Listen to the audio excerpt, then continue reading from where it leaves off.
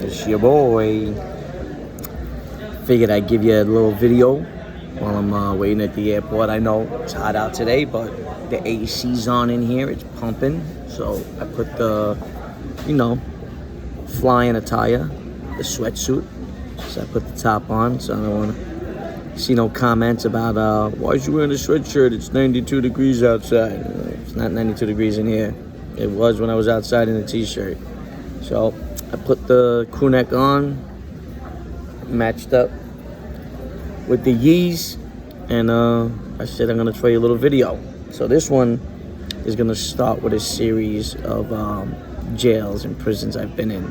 So the one I'm gonna start with is how Queen's House works when you're on Rikers Island or the boat, which is called the Bronx Barge. It's part of Rikers Island because it's in the water that's connected to Rikers Island. So they call it the Bronx Barge. We call it the Love Boat because ain't nothing going on there. You do whatever you can to get yourself off that boat, and now it's Rikers Island. And a lot of people, they get happy when they get sent there. And usually from the part of Queens that I was from, the Ozone Park, Howard Beach, Woodhaven, Far Rockaway, that was like majority what the boat gets from that part of Queens. And it was very, I don't know, maybe they wanted to make it like mostly like a Queen's House because Queen's House is no longer open. Brooklyn House, I think, is back open now. Of course, Manhattan got the Tombs. You never want to go there. The weekend in the Tombs is like a month. It takes forever. So, Rikers Island, when you're going to court, okay, and imagine what building you're in. Now, one of the first buildings I was in, one of the first buildings I was in was the Beacon. And that's a building that ain't playing around. It's all one-man cells. I was in 2 houses in that building, and they were all single-man cells. I'll never forget. You know why? Let me show you guys something. I haven't worn this mask in a year, but they make you wear it in the airport, or they throw you out. And look, right away, got to get back in the sun. So crazy. So I was only in 2 houses in the Beacon. One was a bad house. That was my classification, was through the roof. It was ganged up. And the other house, I think someone said they called it the projects. I think I was talking to somebody about it, and I told them what house I ended up in. It was only for like a couple weeks, because then I my cash bail wound up becoming a bond, and I won that bonding out. So with that, I end up in the Beacon, right? But if you're in the Beacon, what it is the Beacon is all the way at the end of Rikers Island. So what happens is, when they're picking everybody up for court, they go to the furthest building, which is the back of the island, first. The van shoots all the way there, and they start from there, and they work their way up until they get off the island, which is the absolute worst. Listen to me. I think some houses you get up at I remember getting up at 3 a.m. The Beacon, yeah, because in the 5 building I was in there, I spent the summer in there, and I was 3 a.m., 2 a.m., 2:30 in the Beacon. They wake you up, and they start processing you. Now, which is the craziest that you've ever seen, because they actually segregate the gangs into segregation. They segregate the Bloods, the Crips, the Natalios, Batias, the Latin Kings. I mean, and when you're going to court, everybody is thrown together. So all that shit about being in PC, and it's hard to be in PC on Rikers Island. I know these guys that check in, and they got the PC cells are right next to the Gen Pop cells. When you come back to your house, the housing unit you were in, and you wait to get back to your unit, you get back to your house, and when you're waiting to get back to your housing unit, they put you in a Gen Pop cell, and there's one cell right next to it and you'll see like a certain gang member if he's got, if he's beefing or he's got a green light put on him, or you don't see any of his homies in the gen pop cell who'll whisper something to the CO, and you'll see the CO turn around, open up the cell, and let him in. Now, these is like nothing that you ask.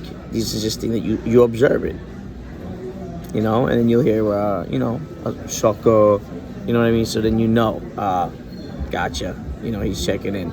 Not necessarily checking in to PC, but he's checking into the private cell, and other guys would do the same, and they'd let them go back to their housing unit. They're probably in a crip house or a blood house, and they didn't see no crips or bloods, whatever gang they belonged to, in the gen pop cell. I always played the gen pop cell. I played the wall. I mean, maybe my first time, I was young. When I went to the Beacon, I was weighing in at 138, 140 pounds tops. 5'6", 5'5". I'm small. I was very small, very small. But you get tested. I don't care who you are. You fight. And the thing is that a lot of people don't understand this. 3 things in jail: drugs, gambling, and booty. You don't mess with nobody's hoe. You don't play that role if that's not you. You don't gamble, and you don't get into the hole for drugs. You stay away from them 3 things. If you get into a beef, it's gonna be a beef, and that's it. When you see these guys walking around with $150s, and that's because guys really want to get at them. There's other guys that got shivved, other guys that get cut. It's all fine and dandy, but when you really want to get somebody, that's what you'll go out and do. And that guy, they really wanted to get that guy. So when you see all this stuff on Oz, now listen, it goes on. I heard about the Carolina boys and the DC boys. They get all that time because down in DC, everything's a capital crime because it's all government. Every time you commit a crime, you go into the feds. They don't do anything locally. So those guys get a shit ton of time because DC's loaded up with gangs. Loaded up. So if you like Oz, and you give yourself anxiety and nightmares if you want to believe in Oz. You know what I mean? Listen, you go into a long stretch, and I've only done skid bids, but when you go into a stretch, even on my 2 flat, there was like a place. I ended up in a dorm on my way back down, and dudes go in the bathroom at a certain time, and that was that spot for that dorm. Like in the Beacon, you had 2 tiers, 50 cells, 25 on top, 25 on bottom, 25 on the bottom, 25 on top, and they'd find a spot. They know who wants it and who don't, and they know the guys that are going to take it and the guys that don't want to take it, and that's where the beef started. If you're into that shit and you're fucking with somebody's punk, that's what they call them. You fucking with somebody's punk, then you're gonna have a beef. So you stay away from that. You're good.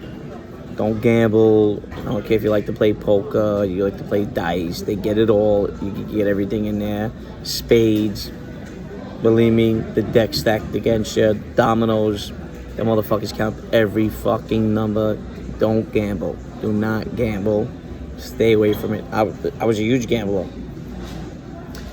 When I got comfortable, when an old timer, I was just partnering spades and we played. But it was for bullshit. When I get a little comfortable and listen, I was, the only Italian guy in my both dorms that I was in.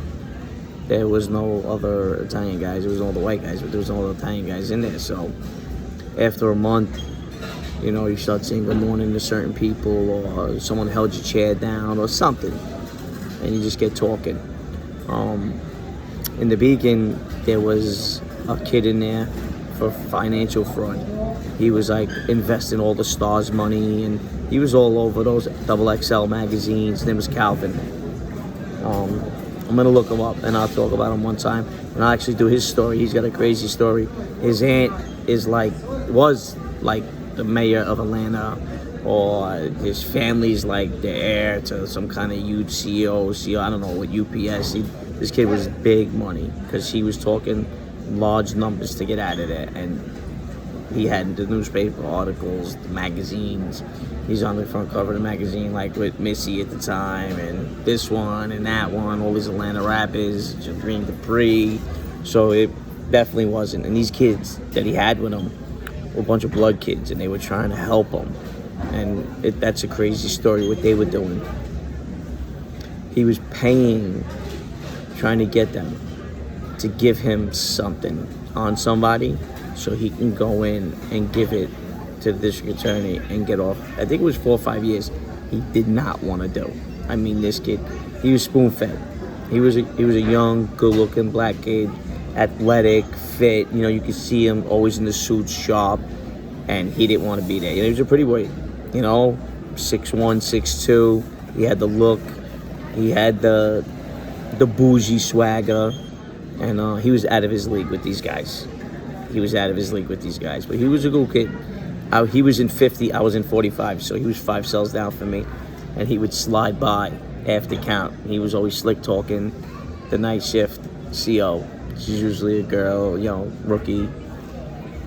That's what they put on those shifts. And he was always like last to leave, and he would take the dustpan and walk past my cell, and he'd crack my cell, meaning where they put the trays in when you're locked in, because it's set up like the hole, but they turned it into a population unit. So he used to slap it, and that whole slot would fall for me. So you get air flowing through, and there was like a window, but it had a grate on it. So he would slide by every night because he would want to do it to his. And he seen me do it one night, and then from that on in, he would take the dustpan, walk past mine, crack 45, and then crack 50 where he was, and then leave the dustpan outside. And he was a cool kid, but he got in over his head. I think he wound up doing all his time. They were really like it, and these are guys, gangsters, big homies, like, and they were trying to scam for him. He was gonna pay them. It was like 4 or 5 of them. And I remember running up into one of the big homies up north, and he ran into me. He was like Calvin, right? Because he would like hang out with them because he wanted to get it done, but he'd be messing with me on the T. Like, I don't want to curse and say fucking not messing with me, right? He'd be fucking with me on the T. We'd be hanging out, talking, cars, jewelry, things like that. He was boats. This guy had 6 shit, so. He was reading what was it, the Rob Report. The Rob Report was big back then. People didn't even know what it was. He was getting it sent in, and we'd be looking through the Rob Report at Pet Pays and, things like that. So he'd always stop at my cell and kick it, And he just got in over his head with these guys. He was looking to pay them big money if they could get him something on like a guy in there that hasn't copped to something yet, and he could get it solid and bring it in and get off his time. He did not want to go to jail.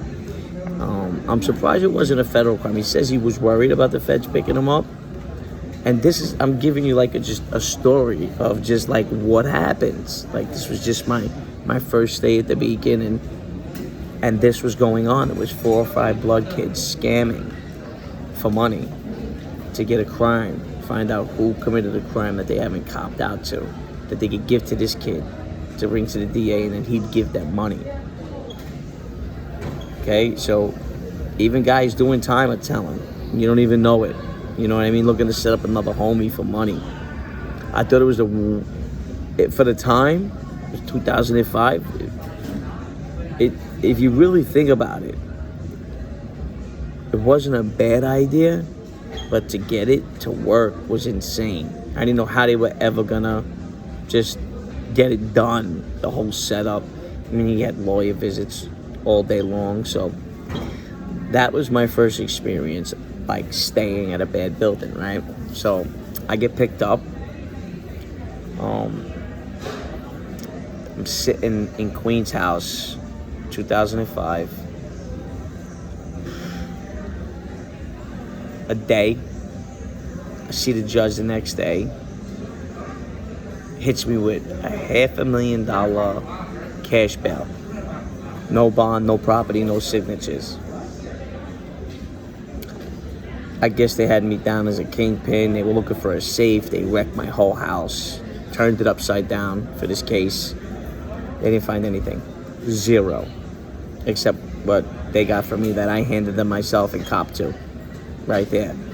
So the judge, they take me back, and for some reason on that trip I didn't end up on the boat, and it was because of my classification.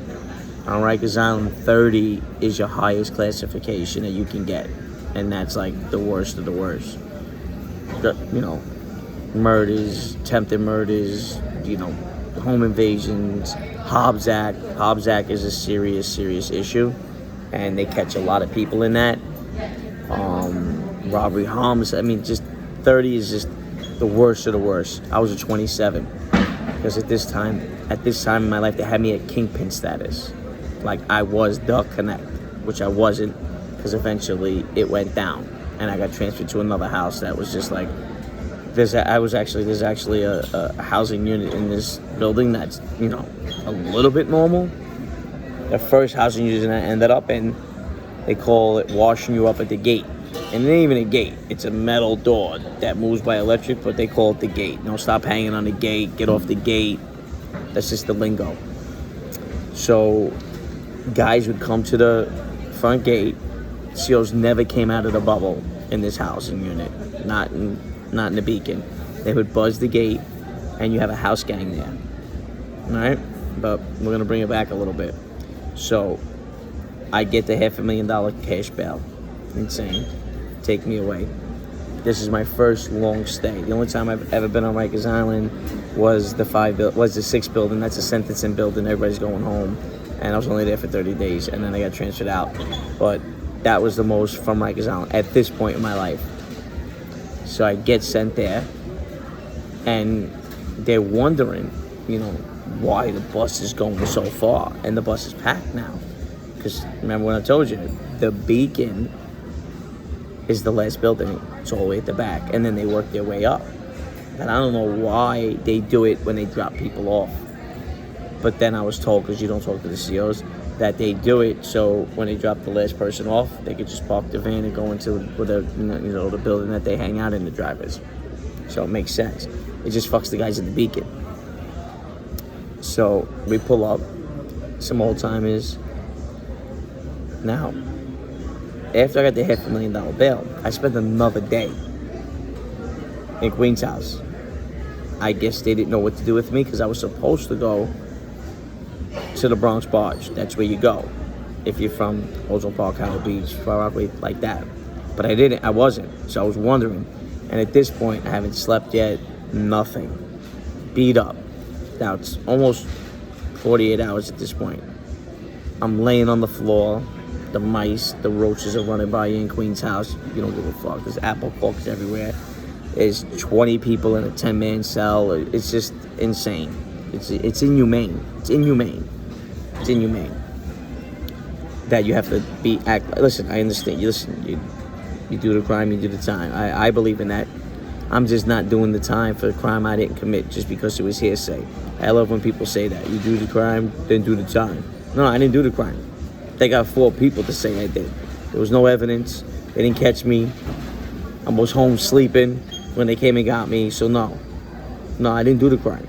So I don't want to do the time for somebody else again and again and again.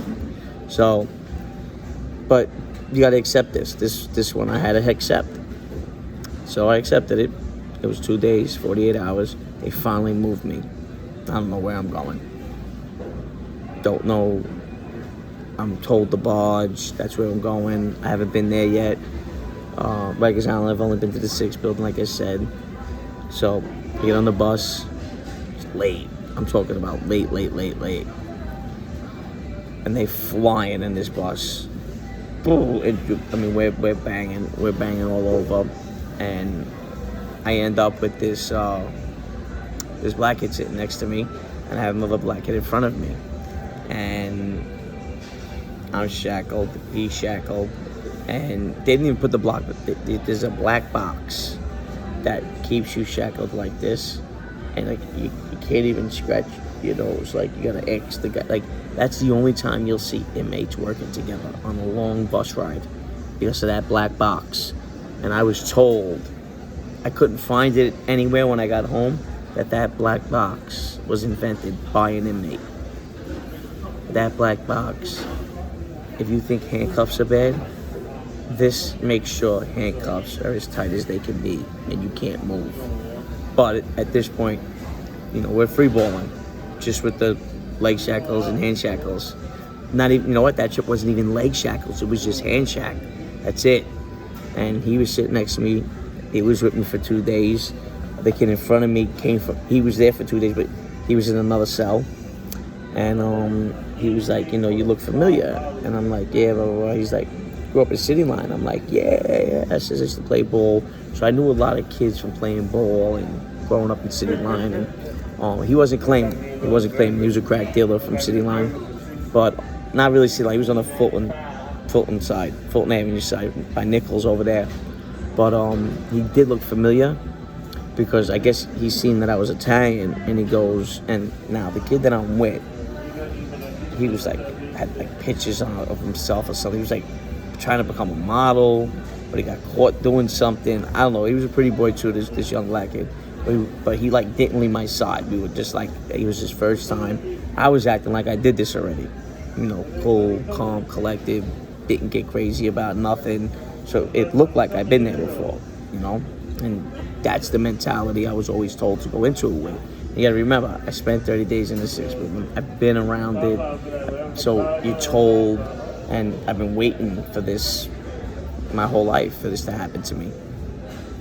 Some goal. And so this kid's attached to my hip the whole time. Wherever I moved in this cell, in the holding cell in Queens House, he moved with me. Because you gotta remember, there's one bench, and then everybody else is sitting on the floor. And when a guy gets up to go to the gate, which that really is a gate, was to talk to a lawyer. There is a payphone in some of them cells, some of them aren't. You take your seat, there's a beef, or he loses his seat. Most of the time, you lose your seat. A lot of guys don't beef over something like that, and they just, because there's not enough room in that, and they don't care if you kill each other in that cell. They don't care. I've never seen a ticket for a fight in Queen's House. During court hours, transfer hours, whatever was going on, I've seen a lot of guys fight. Watch a guy get cut, watch a guy get his head kicked in for a jacket. Never did anybody ever get a ticket or a new charge. Thinking about that now, doing processing. In Queen's House processing, because you get processed when you go to Rikers Island as well.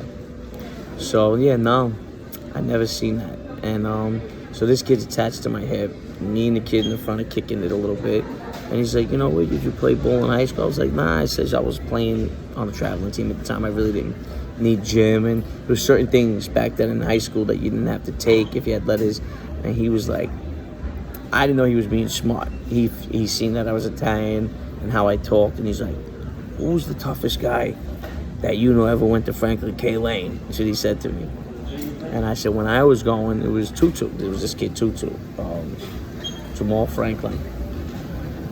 Badass mother. Oh, he was in the Gangstar just to get a rep video. Him, his little brother. He had like 4 brothers.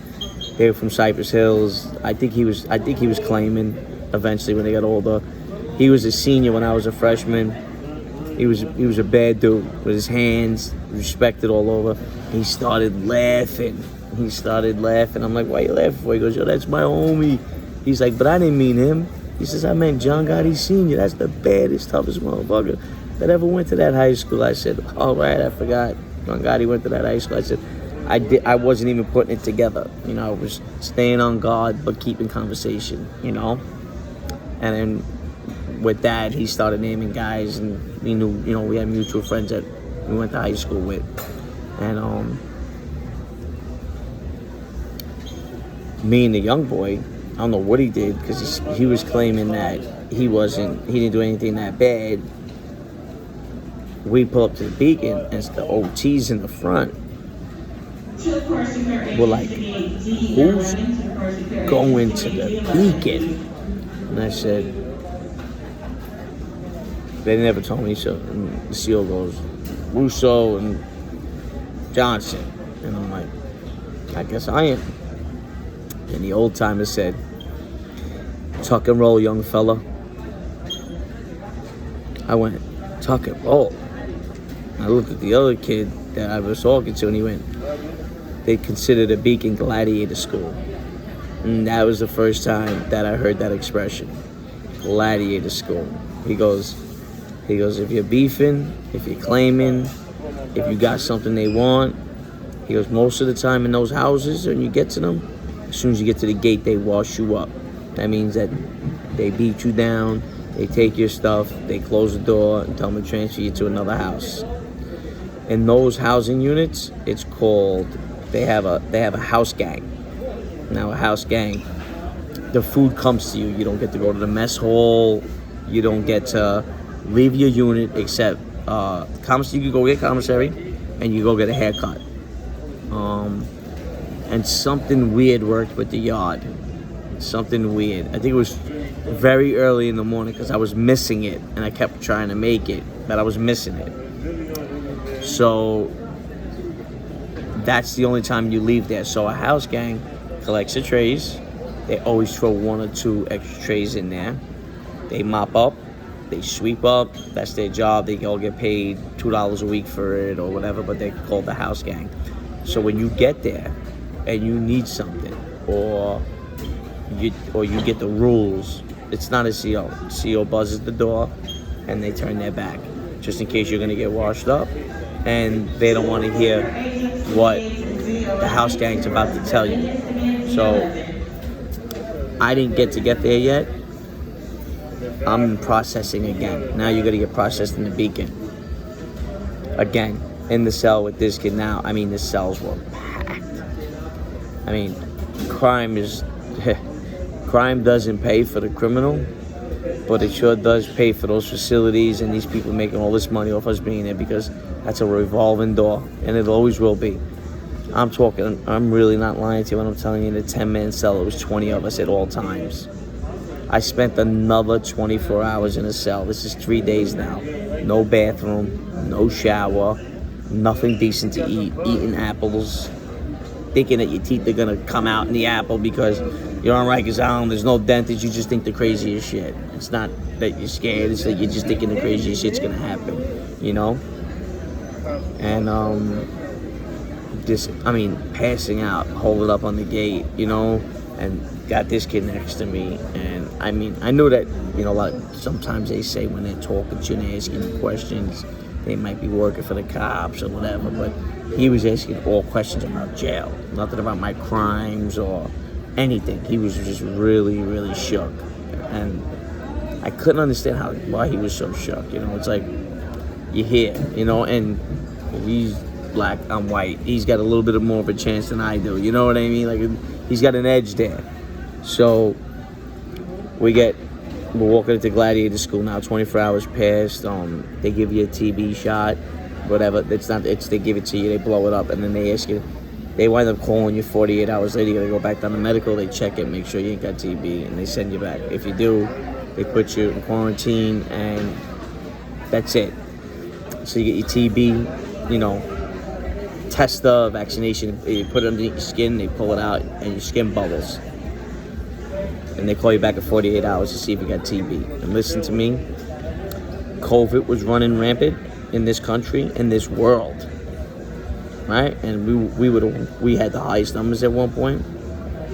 Rikers Island, I could only imagine what was going on there with COVID, because it's a breathing ground for Hep C, tuberculosis, the HIV. Everything is flying. Filthy, disgusting. There's no laundry. If you need clothes, you have to give whatever you're wearing. You go in a sweatsuit like this, you just can't have bubbles in your sneakers. They'll give you a pair of Patakis. Patakis are Decks, orange Decks. They'll give you a pair of Patakis, and that's it. But you're in whatever clothes you come, watch, jewelry. They let you keep it all, because you're going to get the snatch from you anyway. So if you don't have somebody to come up and bring you your laundry every week, if you give them dirty clothes, a lot of people don't have. Who has that? You're gonna come up and visit me with a bag of clothes, and I'm gonna give you a bag of clothes to take back with you. It's one of the weirdest things I've ever seen. Like, I thought prisons, everything had to be new. You couldn't bring it up. You could bring regular laundry up, go through the process, and you get in the room, he dumps the whole bag out, get ready, out of here, socks, underwear, t-shirts. And most of the time, 2 sweatsuits, 3 tops, right? I mean, I did a bit at one time, 4 months almost, with just 1 sweatsuit. And no commissary, no phone. We'll get to that jail story. So, that place is running rampant. All types of diseases, bed bugs. When bed bugs was a bed, running rampant through Rikers Island. And that's what lives there. It's disgusting. It's disgusting. And this is why. There's no water pressure. There's no proper deodorant. They give you a roll-on stick with no scent. It's this big. It goes dead in 2 days. Nothing comes off of it. You could be standing there and you'll smell like an onion from just standing there. You buy it anyway because you're hoping it works. And $2, you get a haircut ticket. And then you bring a honey bun or a bag of chips underneath your shirt because you can't bring anything out of the units with you. And you gotta go to the barbershop and you give him the ticket, and then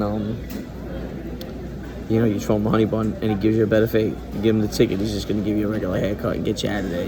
Some of them barbers, they be lacing you up real good. So so that's a thing. And then so I get to the gate, they're all looking, but they're looking past me to the dude, and they told him, no, you're on the other side. So you have the odd side and the even side. So you got 11, 13, 15, 17, like that. And then you got, 8, 10, 12, 14 on the other side. So I was on the odd side, he was on the even side. It's like a son or a daughter or a child in general not wanting to leave their parent. It's just like, So he goes to the other side, I go to my side. Now, I haven't spoken to my family. I haven't eaten anything. There wasn't any. They served probably the second worst food next to MCC. So that was like, I'm good. Exhausted. I want to just, I find out it's a single man cell. I'm happy. When you get a single man cell, it's like a score. I mean, to think like this is insane, but it's the way you think. It was a single man cell. Showers were at the end of the tiers, top and bottom. I was so happy. It was gladiator school. So I go to the phone. It's now 8. It's between like 7 and 9. I'm not gonna say it's 8 on the dot. I don't remember exactly what time. Because 8 p.m. is prime time on the phone. That slot time goes to probably the guy who's been there the longest and held his own in that housing. Like you build your slot time. You learn this through how long you've been there. And if you rock like that on the phone, some people ain't got money in their commissary, so they don't rock like that. I think you wait for that. You get 3 clicks on Sunday, and you can only call locally. So I go over to the phone. The phone's nobody's on it at this moment. Whatever time it was, between 7 and 9. I said, listen, I just walked in the building. I know I got to talk to the house gang. I says, but I just want to get on the phone. I've been holding for 3 days. Let my family know I'm out, where I am, and then I'm just going to go upstairs and take a nap. And that's it. I'm not looking to jump on anybody's phone time. And there was the homie's phone, which was the black phone, and then the other phone. So in this housing unit, the other phone meant the Spanish and the white. The Spanish and everybody else used that phone. But the homies were in his house, so that was their phone. No problem. I got on the other phone, called my family, let them know. Oh my God, where you been? 3 days. It's never happened to me like that. They put me through it on that one. Absolutely do.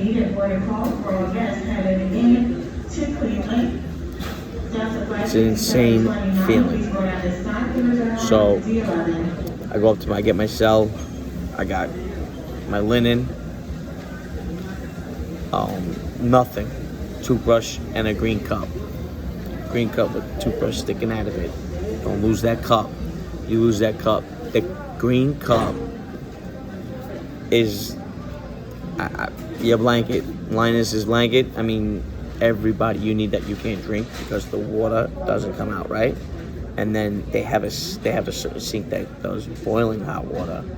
I didn't understand this. It was coming out of the sink, and that's how they made their tea and their coffee. I didn't drink coffee, but that green cup is everything, because you don't get plastic cups. You don't get another cup. I mean, you see people that lose their cup.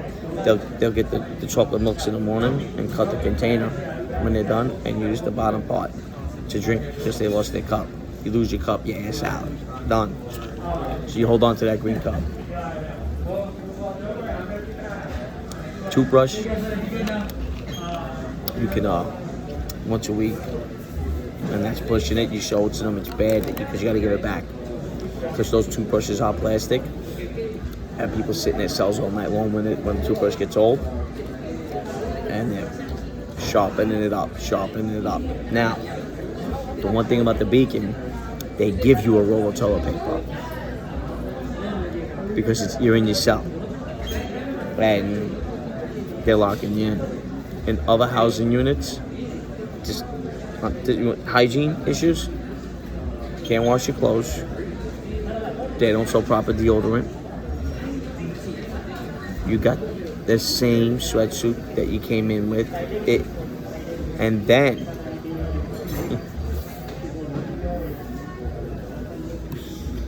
the hygiene issue is rampant.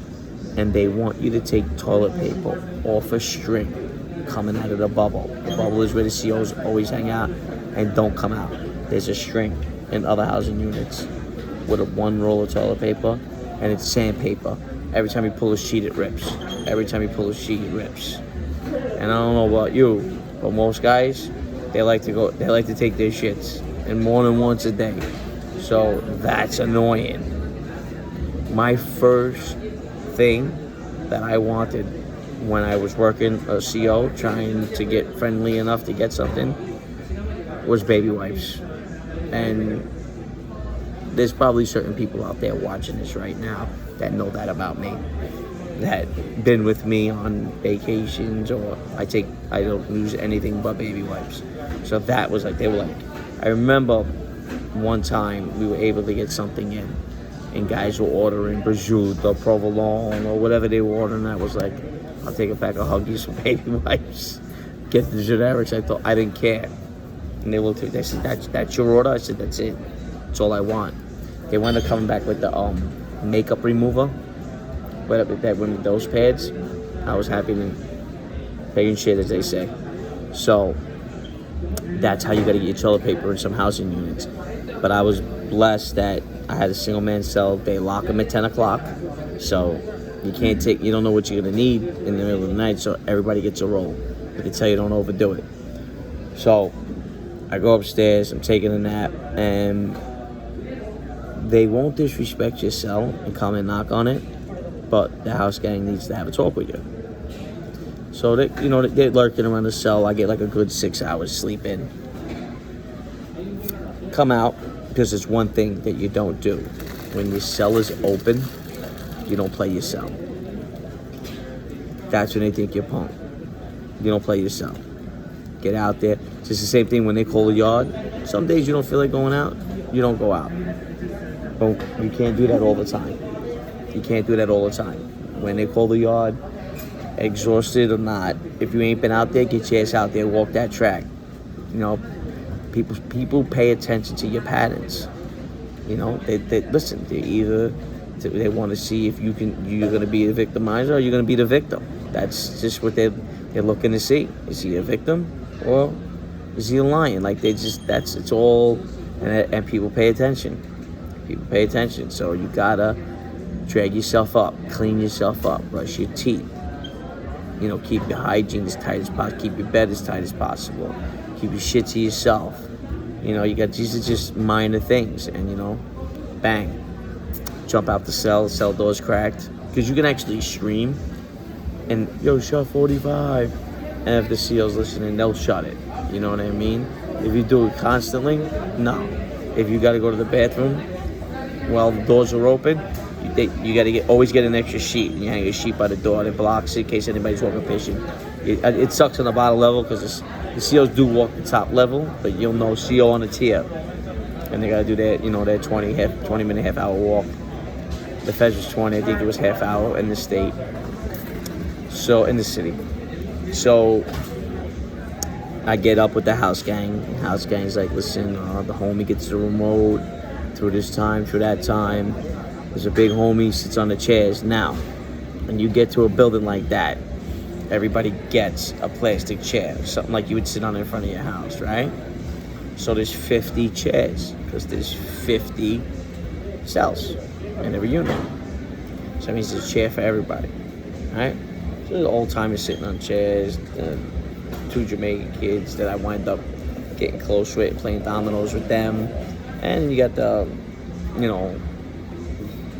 little mix crew, Bloods, Black kids, and then you had like the Bloods, because this was a blood house.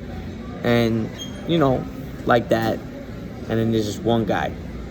He's built like a brick shit house. And he's sitting on like 10 chairs. And I'm not exaggerating. It's like, damn, they got 10 more cells in here? 9. Because I'm in one. And but it cleared up fast. And I was just like, listen, homie. Just like that. I said, listen, homie. I says, I'm not claiming. I'm not beefing. But I ain't giving nothing up for it. I need a chair. He looked at me. You Italian? Right away, I says, yeah. He was like, I love The Godfather. Just like that. He was like, that's cool, man. I says, but I need that chair. He was like, we good. Ain't no reason for no beefing. And he gave me a chair. Just asked for it. No, I wasn't anybody special. He just asked me a question. In that housing unit, I got into two fights. A tussle and an argument. If you don't get into a beef within 30 days, I think you're lying, no matter who you are. One of them was when I used to come out of the shower. You can't walk around without a shirt on. You either got to have a tank top or do, but I would put my towel around my neck to cover me. And I have a Jesus tattoo on my side here. And I was walking past an American Muslim, black guy converted to a Muslim. And this guy was doing pull-ups off the second tier. And he said something about the tattoo. I turned around and I'm like, what's good with that? He was like, and he kicked the whole his version of the Quran to me. And I'm like, that's cool. Nothing there yet. We wind up getting into it a little bit and tussle, and the house gang got in the middle because they're like, listen, we can't have no beef. We don't want no beef on the housing unit, this and that. And there's no reason for that. And I wasn't claiming. I mean, they were washing guys up at the gate, like I said. And when I came in, they said, listen, no fighting. They gave you a list of rules of the house gang. The CO don't tell you nothing. Nothing. The house gang tells you the fucking rules. Bottom line. You had other inmates telling you what to do. And it cost them in a situation because in a housing unit where the COs let the inmates run the housing unit, I know there was a big lawsuit many years ago, maybe 10, 15 years ago, maybe longer, about a kid who had a fight and it wasn't reported and he went and laid down and he wound up dying. And there was a big story on Rikers Island because they let these house gangs run the house. And it's intimidating to some guys. So he might have caught an ass whipping, but he was too afraid to go up there and tell the CO, yo, I'm in bad shape. I gotta go to medical. And he went and laid down in his cell and he got his heart or his head, something happened, exploded, and he died. His family had a big lawsuit. But it's really like that. You know what I mean? But listen, you got booty bandits in the state as well. When you get upstate, you got a lot of booty bandits in Clinton. You got rat chases in Elmira. You don't want to go to Elmira. If you snitching, they call the rat chasers. It's a gang. There was this kid Russo. He was a monster. I ended up in this spot with him. This guy he was on the opposite softball team. Once the summer came, he was hitting the ball lefty, righty, sideways. It's a home run. This kid was a bull. He looked like the Tasmanian devil. Just a little bit tall, but that's what he looked like. His name was Pusa. Monster of a kid. And he was a rat chaser, claiming rat chasing. We ended up in a prison. It was a program prison, meaning we went there for 30 days to program out, see if we get approved for programs to go home. I wound up catching one, getting work release, so I went out, and I had to do 6 more months of the program, and then I get to go to work release. And then other people will get parole out of there, or get outside clearance, or a better job, or fight an appeal. It was in Butler, New York, close to Syracuse, if I'm not mistaken. Yeah, and that's when I learned about the rat chases in Elmira, and I passed through Elmira. Elmira was filthy. Elmira and Auburn, because you go through the maxes and you spend the weekend. I got stuck for a week in Auburn. Bad week. It was Columbus Day weekend, and then we wound up staying to that Friday. It was insane. The worst ever, and that was on the way down. That's what made it worse. I got stuck in Elmira, Wendy, for a day and a day. Wendy's can eat off the floors. I didn't even know it was a max when I got there. So now my classification drops, and I get sent to another housing unit. And who's in that housing unit? The kid Johnson that was rocking with me that whole time and didn't want to leave my side. It was a crip house. He was a crip, but he was on the down low, so he was afraid where he was going to end up. So he latched himself onto me. I put it all together on my own, because when I walked in, him and his homies looked at me, and he never even said hello. Didn't look at nothing. Not even a nod. To show you how people are. And this is why, it's not just in jail, it's everywhere. But in jail, especially. Your head on a swivel, keep your chin up, your head straight, and don't take no shit from nobody, win or lose. Don't mess with those 3 things I told you about, and no one's looking to cut you, no one's looking to shank you. Okay? If they know that you looking for it, then they're gonna take your ass. They'll take your booty. Anyway, that's just there's booty snatchers. Being not politically correct, I used to call them homo thugs when I was up north. And the rat chase is there for real. I know a large amount of them were in Elmira, but I'm sure they spread throughout all New York State. And I wind up running into, it's crazy, the people that I run into, but that crip kid bothered me. He was like, didn't talk to me, didn't come over to me. I mean, this guy was telling me his life story in the holding cells.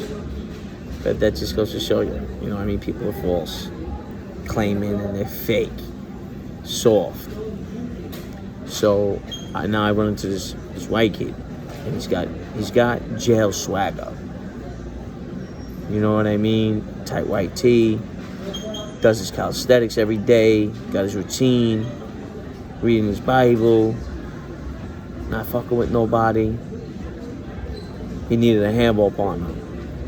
And it was up there, it was my court. No one had beat me in that unit yet. So it was me and another Italian kid from Staten Island. But I forgot where he went to. Me and him beat the Bloods for that court. I'll talk about that one day when we go into this. I just want you to get this quick. But he needed a handball partner, and I started talking to him. And I kind of noticed like these weird tattoos. And this is what I'm letting you in on information right now that is I've never heard anybody come home and tell me about this. So I know it's not out there. And it looked like a little bit of the Aryan Nation, but he was a cool kid. He knew sports, we talked Yankees. I'm like, wow, this guy's all right, So he comes to my cell. He's posting up, but he's not Italian.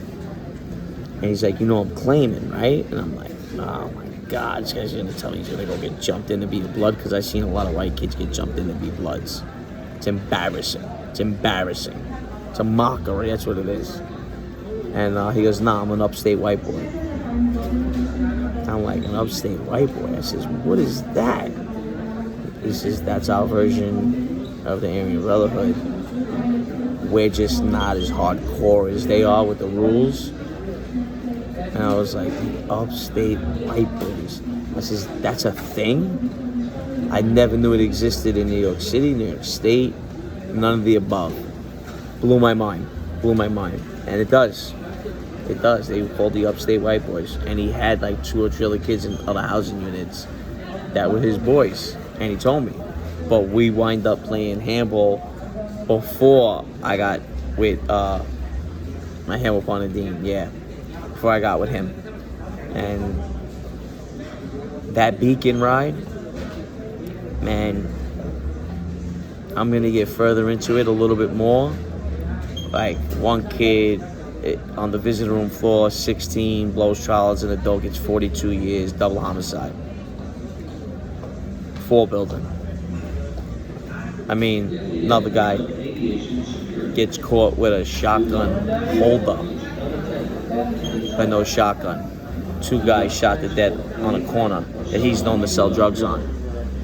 The Jamaicans, 3 guys found in a trunk, 2 brothers. I don't even know how they were in the same housing unit.